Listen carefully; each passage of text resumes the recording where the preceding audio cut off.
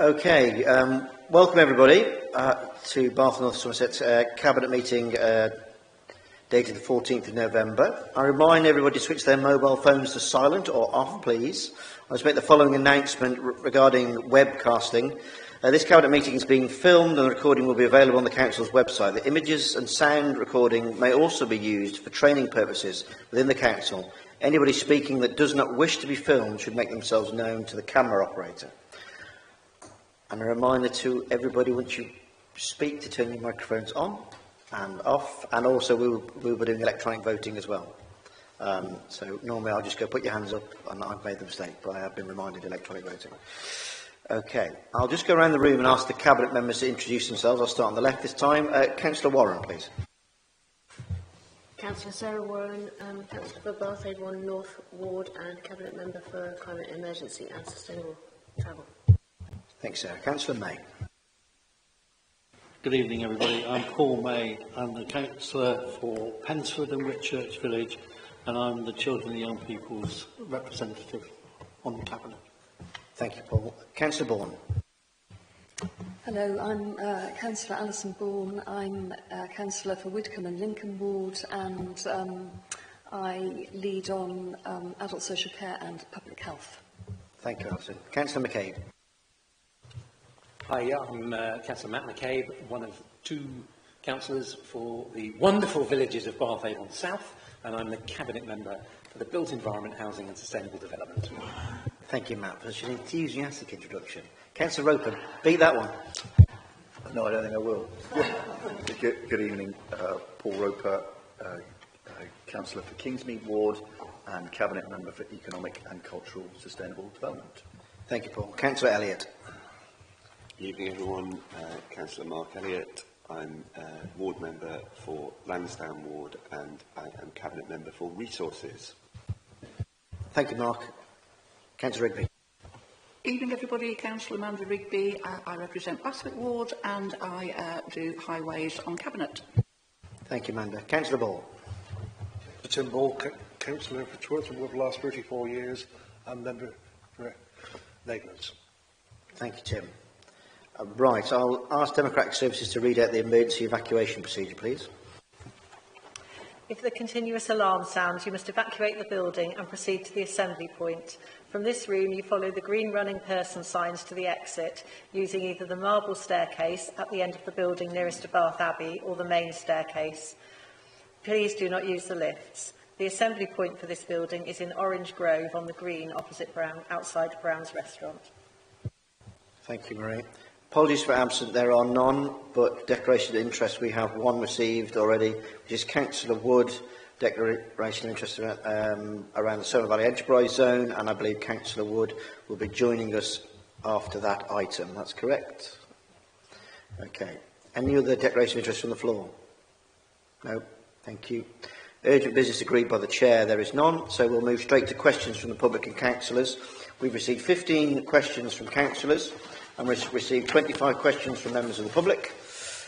Each councillor that's present has an ability to ask a maximum of 2 supplementary questions, and I can see Councillor Mansell is in the room. Would you like to ask a supplementary question?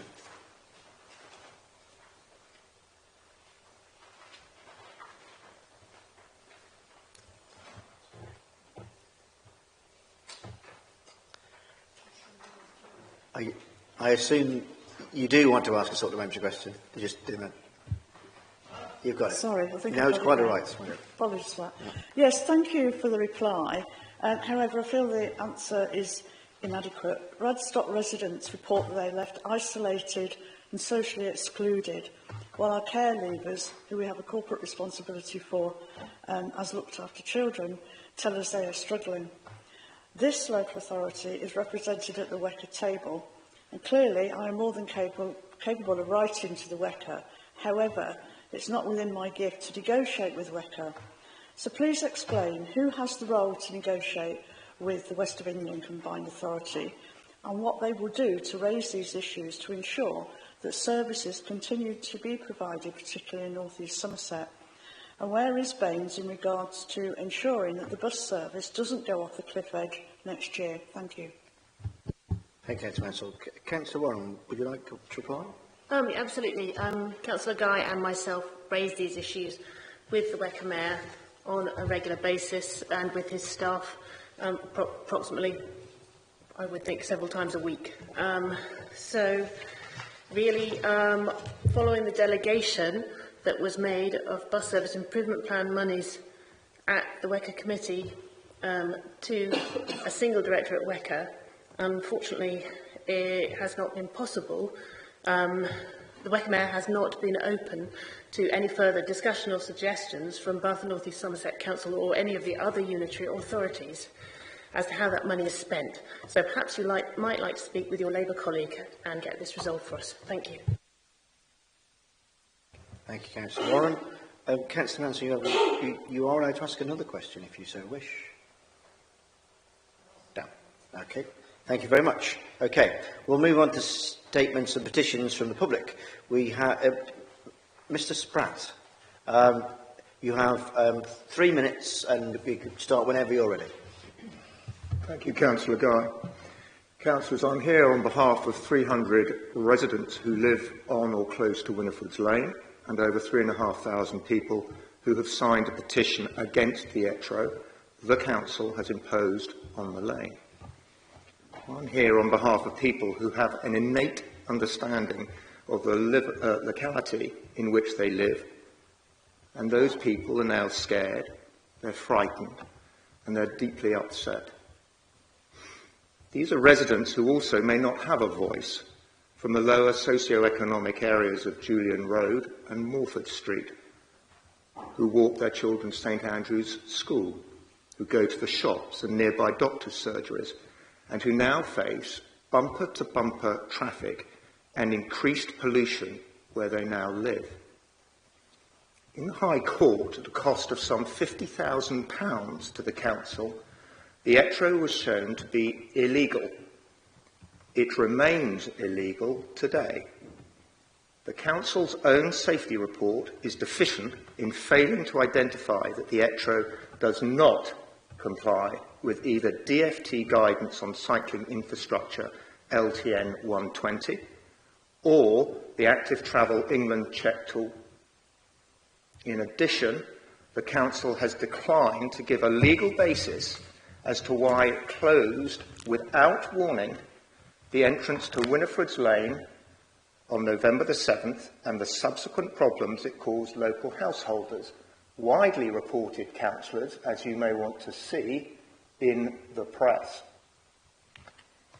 In short, the second Lower Lansdowne ETRO is unsafe. It's unlawful. Local residents don't want it, and it wasn't the outcome of the co-design process. Despite what some of you have said publicly, local residents were never consulted about the Winifred's Lane ETRO. Instead, what your ETRO has achieved is more congestion on residential roads with the Liverpool neighbourhood, delays to bus timetables, longer car trips, raised pollution in front of schools, and is a danger to the very people it's supposed to benefit, namely pedestrians and cyclists. Is this really how Lib Dem councillors want to behave? To be perceived and not to seek compromise? Paddy Ashdown, your previous leader, said, and I quote, "I believe passionately in the middle ground, in civilised negotiation, in compromise. Politics is about people, not ideology." You said to us in your 2023 manifesto, and I quote, "Local people know their areas best." You said put residents first and actively listen to them. And you promised you wouldn't be a top-down council.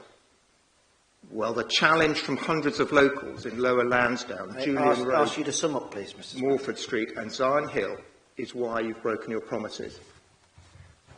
Please, will you talk with us, seek compromise, and find an LTN for our area that is safe, works as it's meant to, and which helps rather than hurts us.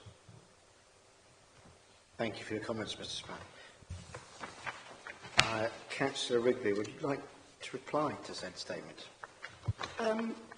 Yes, I won't make a lengthy reply. I'll just make a few comments.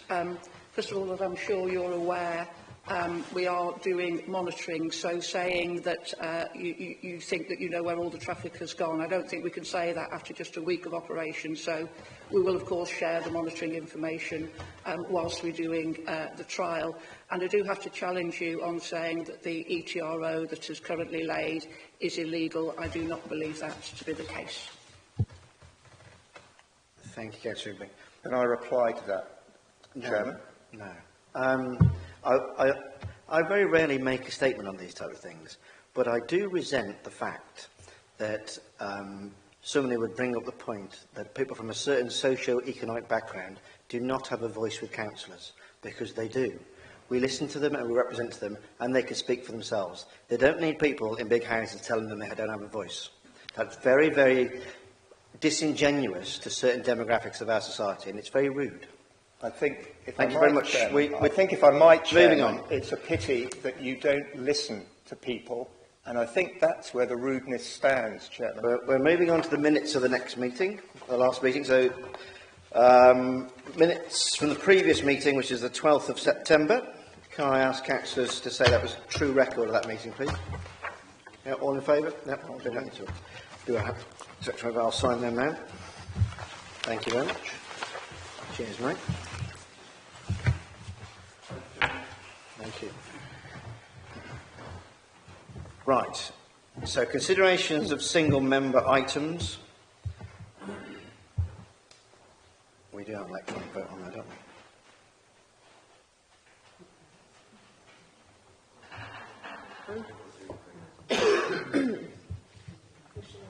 We're still, by the look of it, oh yeah, we're still waiting for that to come through. Yeah, I've got it on my screen. Are we done? Splendid. Right. It's unanimous. I've got 8 greens, that's good. Minutes of the previous meeting signed now. Consideration of single-member items requested of Cabinet, there is none. Consideration of matters referred to by policy development scrutiny bodies, there is none. Recent single-member decisions taken by Cabinet, I'll ask that be noted, please. Right, we'll move on to the substantive reports. So item number 12, it's the Summer Valley Enterprise Zone side roads order. Ask Councillor Roper to move, please.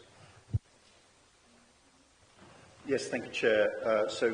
Summer Valley Enterprise Zone Side Roads Order, paper E3583.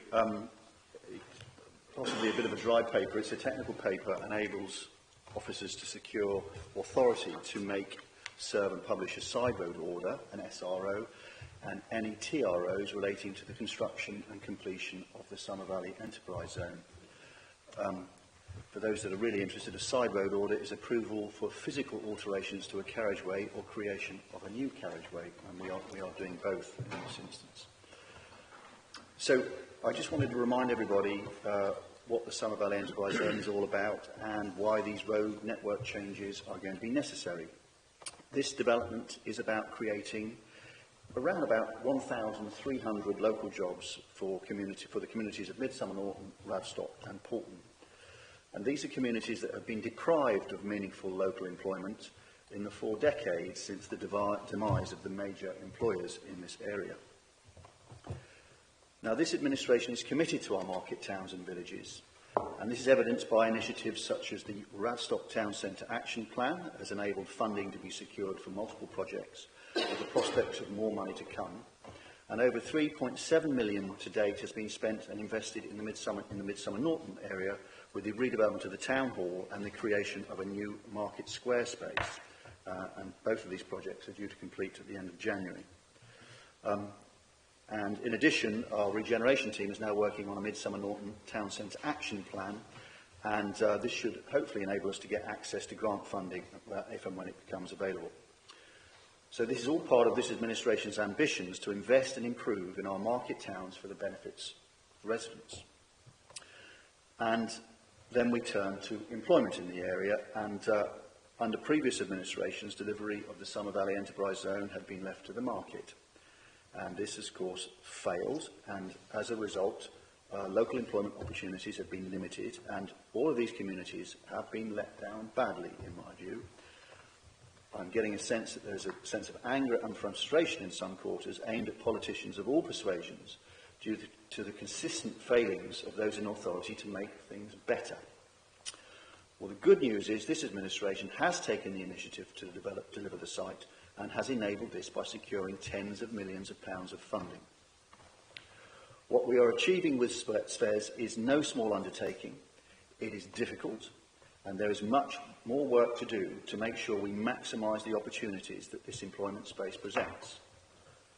One of the commitments we made to help ensure success was to improve the road running from Farrington Gurney to the Thicketmead roundabout. The road is to be upgraded to remove pinch points, add a segregated cycle lane, bus stops, walkways and widened carriageways to deliver safe, secure travel in all modes to and from the Summer Valley Enterprise Zone. This paper is therefore a necessary precursor to enact the carriageway works and enable us to make the necessary changes to the transport infrastructure. I'm therefore asking Cabinet to empower officers to take these measures forward, and are here to propose recommendations 2.1A through to from points A to H and adopt the paper. Thank you. Thank you, Councillor Roper. Councillor May to second, please. Thank you, Chair. I wish to second this proposal. The wider Poulton, Midsummer Norton and Radstock areas have seen an enormous loss of jobs for the local workforce, even dating back to the closure of the mines in the area. In addition, there has been considerable new housing, so the end result has been that many people have to travel long distances for employment. The concept of recreating significant employment opportunities locally has been a long-term need for many, many years, and the Old Mills, Great Mills area has always been the best location for this. The scheme has been a proposal since 2016, and we do need to make progress in a reasonable and accountable way. This proposal represents the sensible next steps in delivering the scheme and is an open, public and legally accountable mechanism. As the Cabinet Member for Children and Young People, I've been working to widen the brief, working with the Council's effective skills team and the college to build in apprenticeships during construction and opportunities with the businesses when established. The works outlined are quite specifically to carry out those mitigations via the traffic and access arrangements. We cannot overstate the value of this scheme for residents in North East Somerset. I second the proposal. Excellent, thank you. We will move to the debates. Councillor Warren. I welcome this paper. It makes orders to enable road improvements as well as the creation of active travel links from Midsummer Norton to the Summer Valley Enterprise Zone. It's one half of the route from Midsummer Norton to Farrington Gurney, and the other half will be progressed in the coming years through a separate fund, the City Region Sustainable Transport Fund, and to a different timeline. However, together, these two interventions will ensure there's a safe LTN 120 compliant link for those who want to walk, wheel or cycle all the way between these two conurbations. I further want to just reassure people that the plans included with tonight's paper are indicative at this stage, and that there will be further work, both involving our own internal council Active Travel team and then with Active Travel England, to ensure the new route provides for the highest standards of safety possible within any physical constraints. So on that basis, I'm very supportive of this evening's paper. Thank you very much, Councillor Warren. Nobody else signalling to speak? Councillor Roper, would you like to sum up? I have nothing further to add, Chair. Just happy to move to vote, please. Okay, thank you. So it's been moved and seconded. We shall move to the electronic vote, please.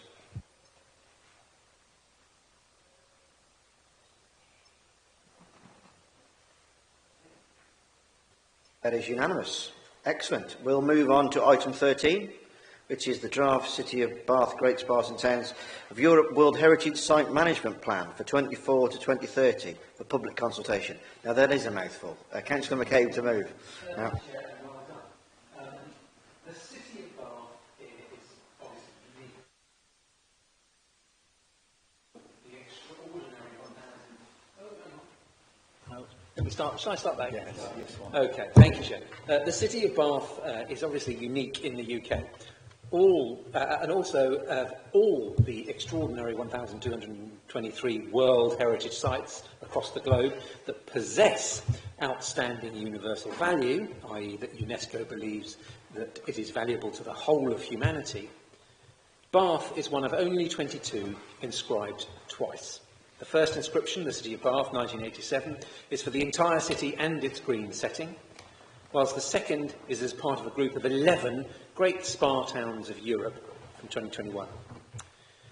A UNESCO World Heritage Site requires a management plan. It asks, how will we, as custodians of this heritage and its values, preserve and enhance it for future generations? Well, this plan responds to that challenge on behalf of both inscriptions, making it the first in the world to do so. So all eyes are on us.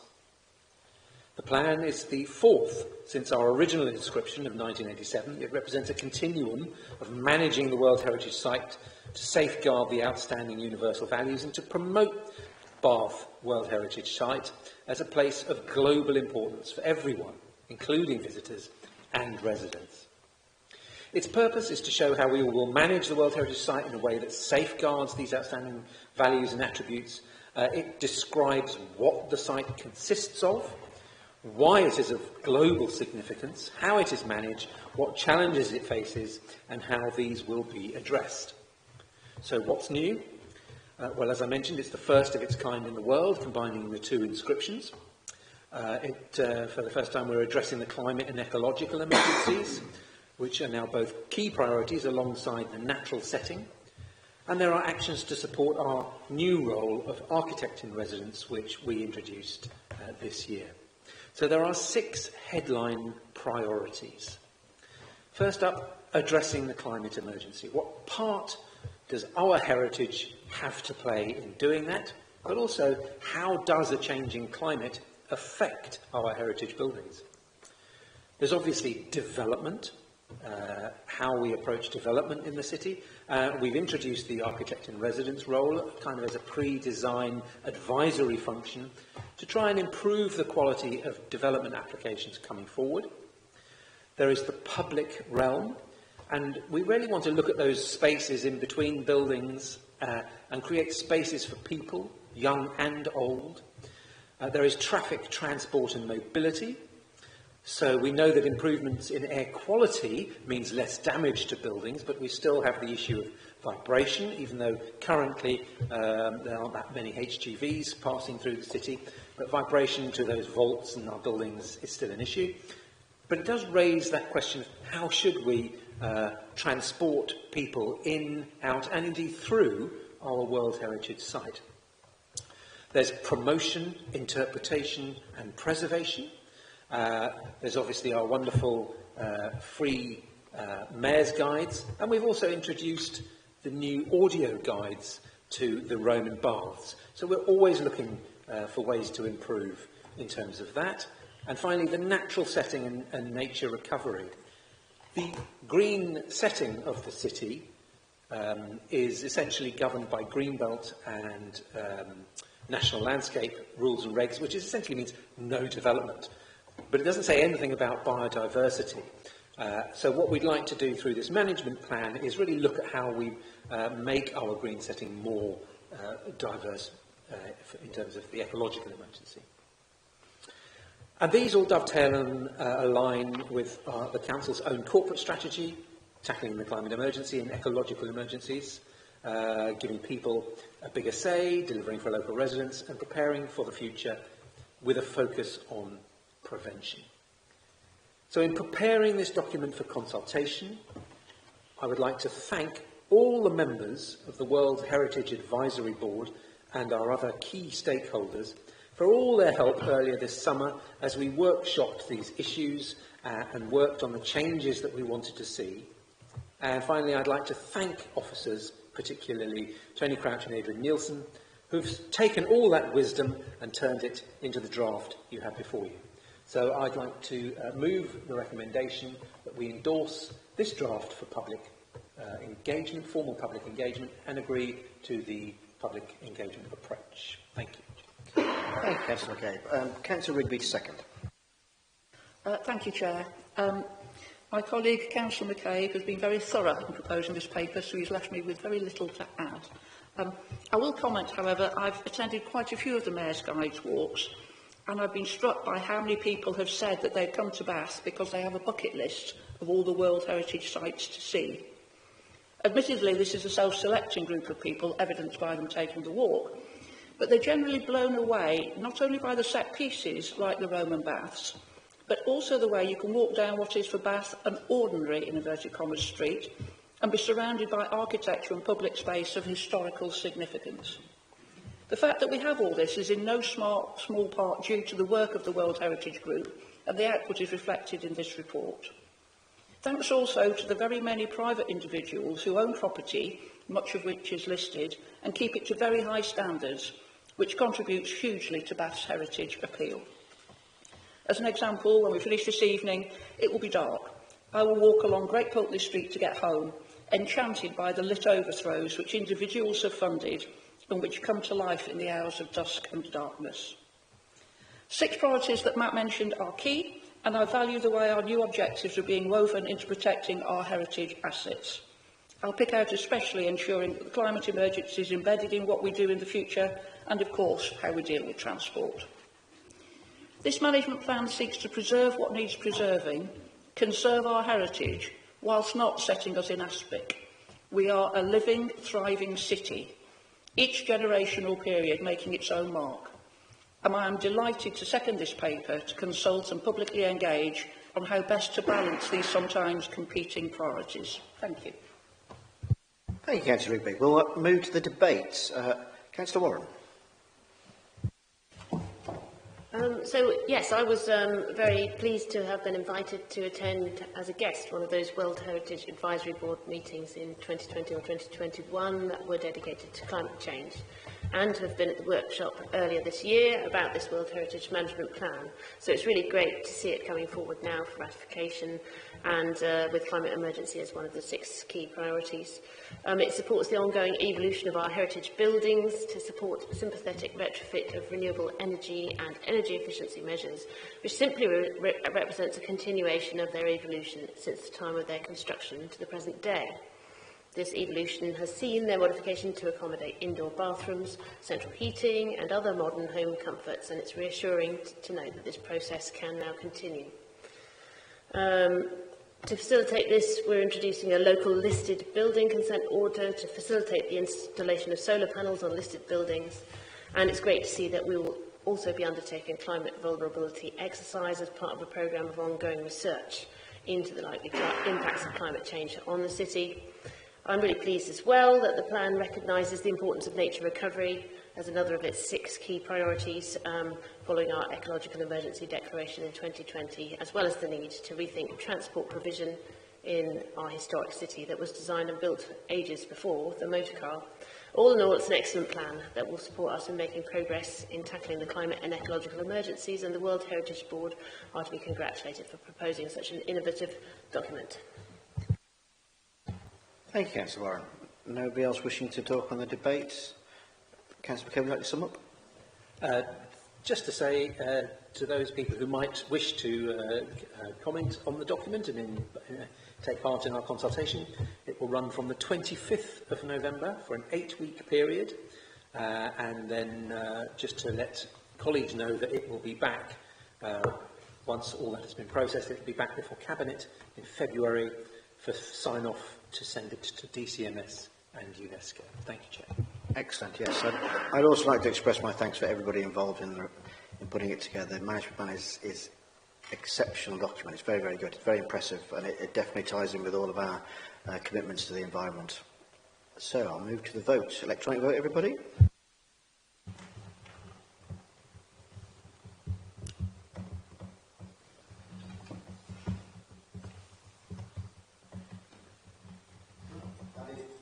That is unanimous. Right, we'll move on to item 14, Council Operating Model. Councillor Wood to move, please. Thank you very much, Chair. So this paper sets out how the Council is evolving its structure to enable delivery of the corporate strategy. Our officers have engaged with the Cabinet to develop a management structure and service operating model that's aligned with the ambition of this administration. The report sets out a blueprint to show how we can ensure clear lines of responsibility within those council functions. The operating model itself will be used to inform service changes through the implementation of our Being Our Best programme. I'm pleased that this paper very clearly explains the purpose of the council's structure and the functions that sit in each area, as the Council is a very large organisation that can be complicated to navigate for people who work here as well as the residents we support. Cabinet are asked to support this operating model and the principles set out in the paper, which I'm happy to endorse and move. I'd like to thank the officers involved in the preparation of the paper and the very large volume of work that underpins that as well. Thank you, Councillor Wood. Councillor Ball, second. Yes, I'm pleased to second this paper. A simplified operating model of the council makes it much easier to work on. Paragraphs 3.2 and 3.3 spur the report. I'm happy to second. Thank you, Councillor Ball. We'll move to the debate. Councillor May. Thank you, Chair. I want to congratulate the basis of this document. It's important, I think, that we, as councillors, are transparent in what we're saying and doing, and the review has not been done behind closed doors, so we've got accountability, and it's quite clearly states it's got to be clear and ambitious. And I think when we're talking about our own manifesto, it's important that we've got quality officers who are valued and are created in the delivery of our manifesto. We also have to deal with lots of organisations outside of our own, so it's about partnership, working with others. We're not an island, and we do work with our communities, and I think we should be proud of this document because we do that better by working together rather than working against each other. Thank you, Chair. Thank you, Councillor May. Yeah, fully agree. Councillor Wood, would you like to sum up? Thank you very much, Councillor Vaughan. Councillor May, I move. I like that summing up. We'll move to the vote, please.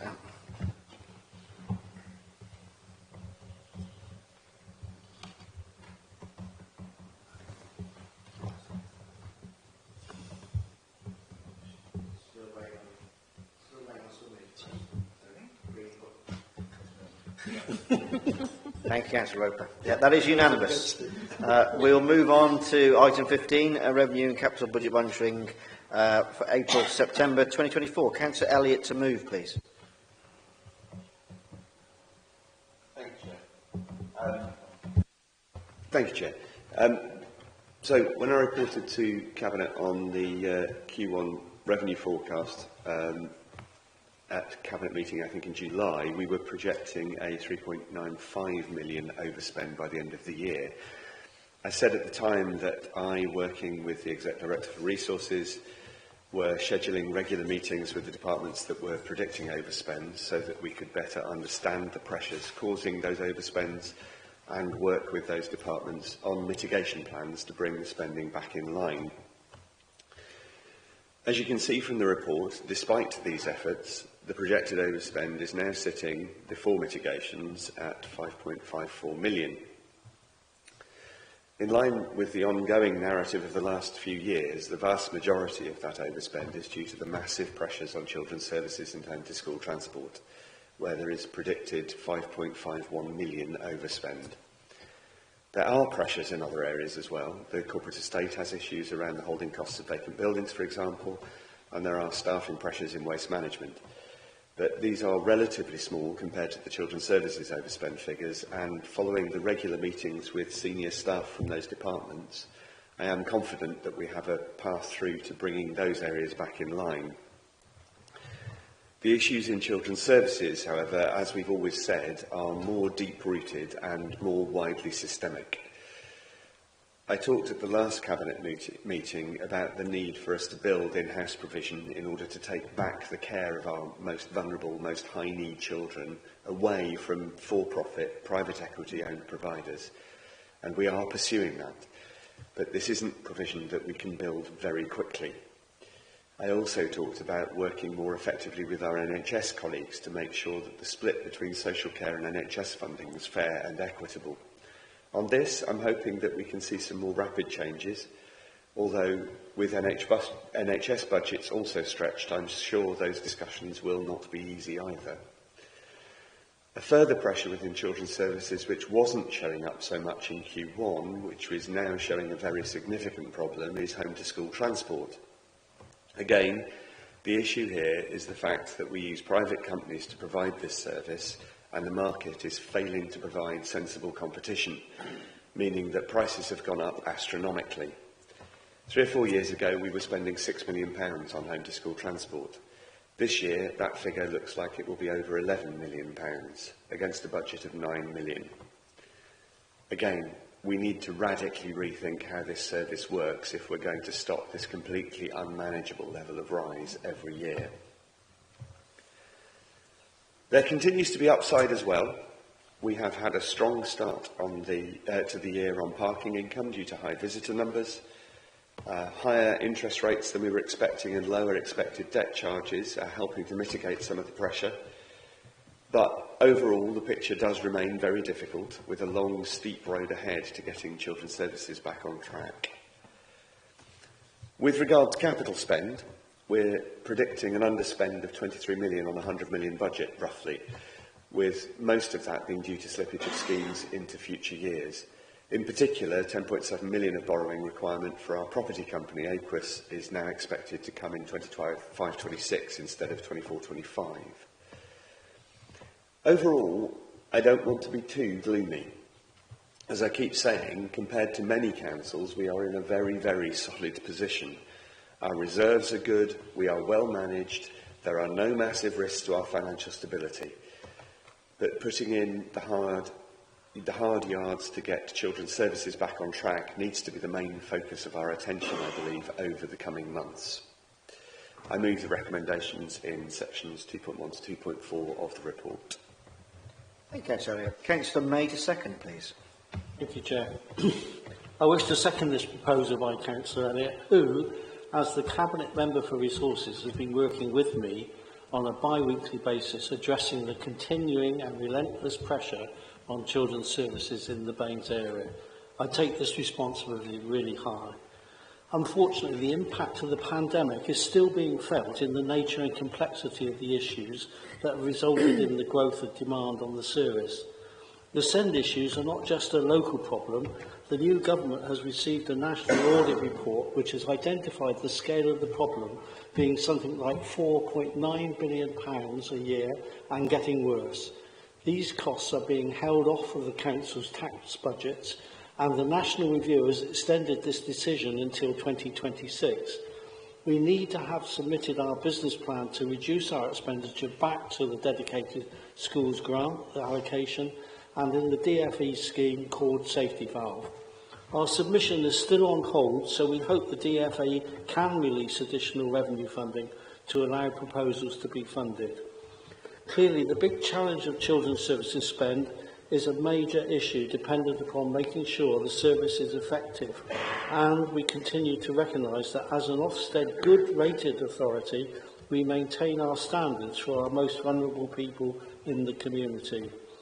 This means developing business plans which are bringing back our services to within the Council's means over a medium term, including capital investment, to deal with the significantly high costs of children being provided with care outside of our area, the high costs of agency staff, the considerable growth in home-to-school transport, which is a demand that is set in legislation, and that growth has been worked through, but I think there's got to be new ways of us improving what we're doing. We are also working with our partners in health to make sure that the joint costs are correctly picked up by developing with them an agreed matrix assessment tool to identify responsibilities. We have introduced with them, including independent support, a weekly health panel to assess costs and brought in new Baines financial controls re-expenditure. We prize our good Ofsted rating because it reflects our care for children, and I know our staff have consistently been dealing with heavy workload pressures, and these financial pressures are not a criticism of their dedication.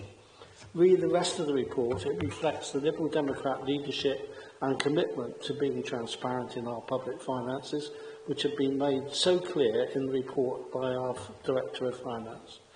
We are accountable, and the style of the report is an exemplar about how this can be made understandable, even by me, Chair. I second the proposal within this report. Thank you. Thank you, Councillor May. Yes, I'll open up for debate. Okay. I would like to add to Councillor Elliott, Councillor May's comments that it cannot be understated the pressure that Bath and North East Somerset Council is under when it comes to managing particularly the social care budget. It is putting huge amounts of strain on every aspect and every service that we provide. But we are not unique in this situation, and we are working hard with other councils to lobby central government who are making the right noises at the moment, but we will continue to apply pressure on them in a very constructive and cooperative way. I will move to the vote, please.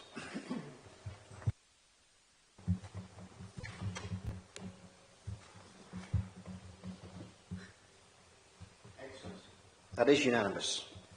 Well, we'll move on to the final item of the evening, which is Treasury Management Performance Report, 30th September 2024. Councillor Elliott to move, please. Thank you, Chair. I will be relatively brief on this. As usual, this report sets out how well run and well controlled our Treasury Management function is. All the key indicators are set out in Appendix 1. They're worth a look if you get a minute or two. We're well within borrowing limits. Our portfolio credit rating is AA. We had a minimum of 15.3 million in liquid cash through the period. Our interest rate exposure risk is very low. Our refinancing risk is much lower than required at each band. Our early repayment risks are on or below limits, and we are under-borrowed by about £32 million. So, essentially, we are in a very robust underlying position. I commend the work of the officers, both on the report and on their ongoing work in making sure that we maintain that very robust position. I move the recommendations in 2.1 and 2.2 of the report. Thank you, Councillor. Councillor Warren to second, please. I'm very happy to second the paper. Short and sweet. Move to debate. Anybody wishing to talk on this item? No.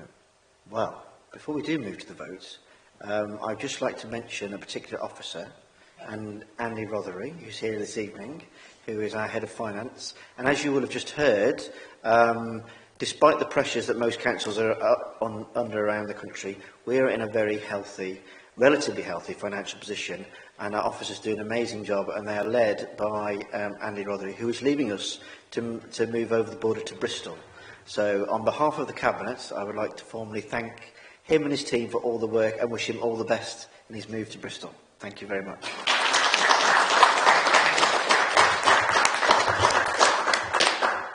Right, we'll move to the vote.